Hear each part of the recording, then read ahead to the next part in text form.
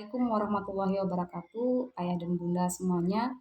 Pada saat ini kita akan membahas tentang tanda-tanda speed delay atau tanda-tanda anak yang terlambat perkembangan bahasanya.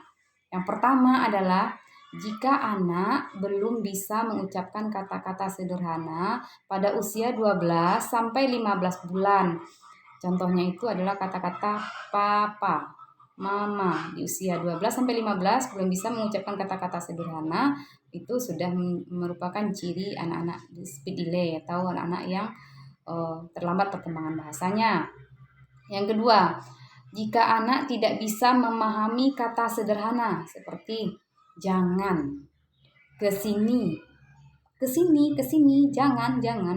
Ketika anak tidak memahami kata itu di usia 18 bulan, itu sudah merupakan ciri-ciri speed delay.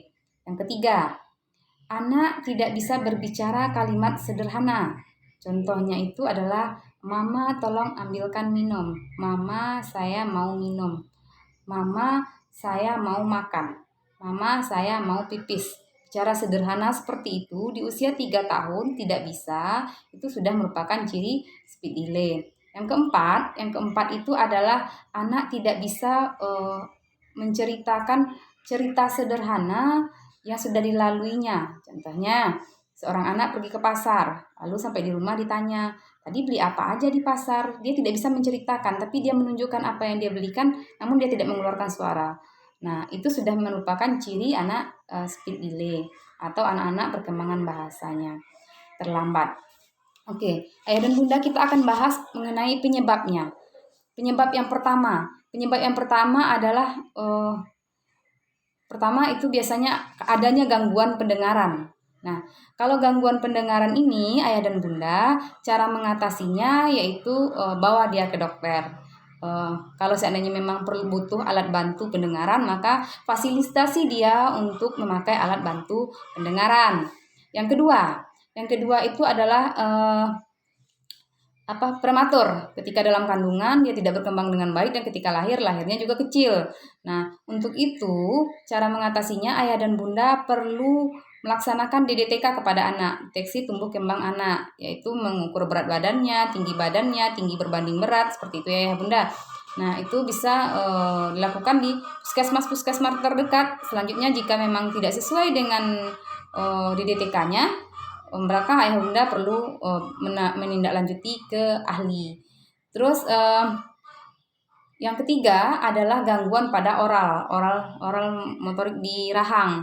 Nah, biasanya anak-anak yang terlambat perkembangan bahasanya sudah saya bahas juga di video sebelumnya, yaitu oralnya ini tidak berkembang dengan baik. Nah, biasanya ditandai dengan dia kalau makan mencucup, tidak dikunyah. Habis itu kalau seandainya mau makan sesuatu yang agak keras seperti gorengan, dia tidak mau mengunyah memutus langsung dengan giginya, tapi dia memutusnya dengan tangan atau meminta bantuan orang lain untuk memutusnya dengan tangan. Habis itu dia juga untuk meniup dia susah. Dan seperti itu ya bunda. Cara mengatasinya yaitu dengan cara ayah bunda lakukan pijitan-pijitan di oral pipinya ini.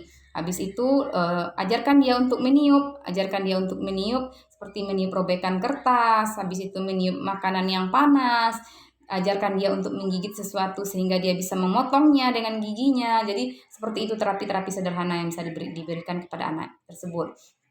Terus yang keempat itu gangguan pada otak. Kalau gangguan pada otak ini biasanya anak yang delay speed itu cenderung menggunakan otak kanan. Nah, untuk itu ayah dan bunda harus menstimulusnya bagaimana caranya dia menggunakan otak bagian kiri sehingga otaknya itu seimbang. Bagaimana sistem stimulusnya? Stimulusnya ayah bunda bisa tonton pada video saya yang berikut yang sudah saya rilis sebelumnya gitu ya. Terus gangguan lingkungan atau lingkungan yang tidak menstimulus. Nah, lingkungan sangat berpengaruh sekali ya bunda terhadap perkembangan bahasa anak atau anak-anak speed delay itu dipengaruhi juga dengan lingkungan gitu. Nah, lingkungan kurang memberikan stimulus. Kalau lingkungan kurang memberikan stimulus, otomatis dia akan terlambat perkembangan bahasanya. Untuk itu, ayah dan bunda diharapkan untuk memberikan stimulus kepada anak. Jadi waktu kecil itu biasanya kalau kita mengasuh anak, cerewet saja kepada dia. Anak siapa ini? Bertanya sendiri, jawab sendiri seperti itu ya bunda. Jadi jika kita berikan stimulus seperti itu, insya Allah anak kita akan bagus perkembangannya. Nah, Dan selanjutnya lingkungan juga mempengaruhi stimulus tersebut. Dan yang paling penting kalau menurut saya ini harus ayah bunda lakukan adalah hindari dia dari tidak berinteraksi. Maksudnya anak-anak seperti ini sangat fokus sekali pada hal-hal yang berbentuk visual seperti menonton, bermain HP dan sebagainya. Hindari dia dari menonton televisi, hindari dia dari menonton HP. Dan kalau memang ia butuh sekali anaknya menonton, dampingi dan jangan dalam waktu yang panjang. Saya sendiri, anak saya itu usia 3,5 tahun itu di rumah saya sudah tidak saya pakai lagi TV-nya. TV-nya sudah saya matikan dan sampai sekarang saya sudah tidak pakai TV lagi karena anak saya memang mengalami speed delay pada usia tersebut. Nah, yang terakhir yang harus kita sadari adalah ketika anak kita didiagnosa speed delay, jangan berputus asa, tetap berusaha dan berserah diri kepada Allah bahwa apa yang sudah terjadi pada anak kita merupakan fitrahnya. Dia dilahirkan dengan fitrah, dengan pemberian Allah yang seperti itu. Tugas kita sebagai orang tua adalah mendampingi, memberikan stimulus, menjadikan anak kita adalah anak-anak yang berbakti nantinya, bisa berguna untuk lama dan nusa.